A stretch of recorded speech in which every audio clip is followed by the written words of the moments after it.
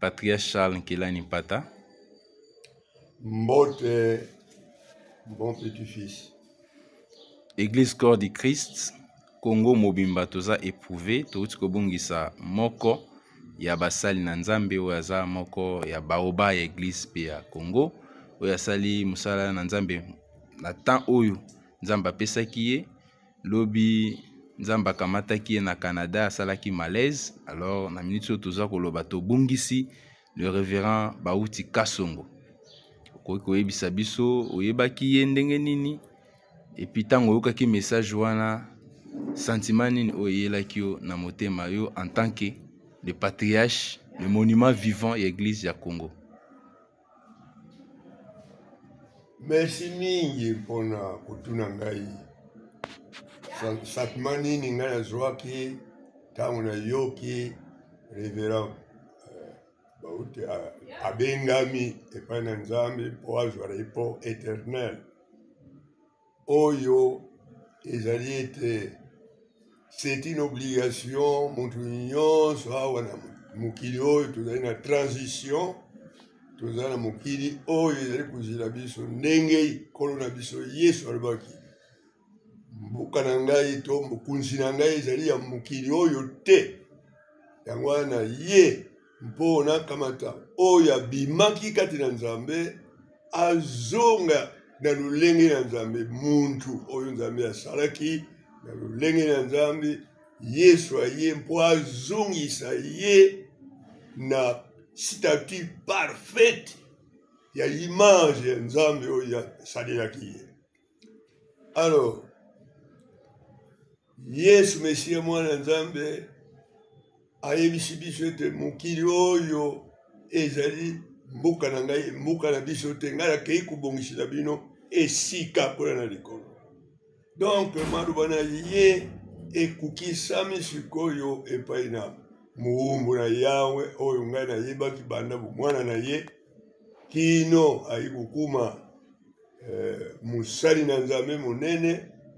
Alors que nzambe akukisi manda oyo apesaki ye, manda na ye lokola esili, akoki kozwa esika monene ya lokumu ya seko, la justification et par la foi en Jésus-Christ.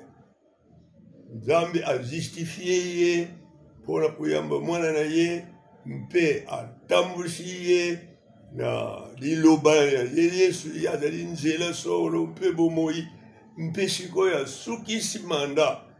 Alors nazali kosenga kaka na lingomba tolanda exemple oyo ya kutambola na sembo oyo mowumbu na Yawe atamboli na liloba oyo ebendaki yo oza koyoka nga ete ondima Yesu. Yesu alingi akota kati na bomoi na yo alata nzutu na yo. Bongo tokoki koyoka mawa kino kolunga na elikia na biso te, kasi nde nzambe apemisi mowumbu na ye, c'est sa volonté.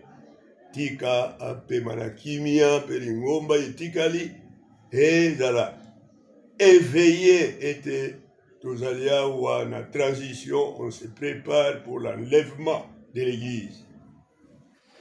Tika nzambe apambola moto nyonso oyo azali kolela mpe ayebi mowumbu na Yawe nzambe akamati mpo ete ase préparer parce que la mort est obligatoire.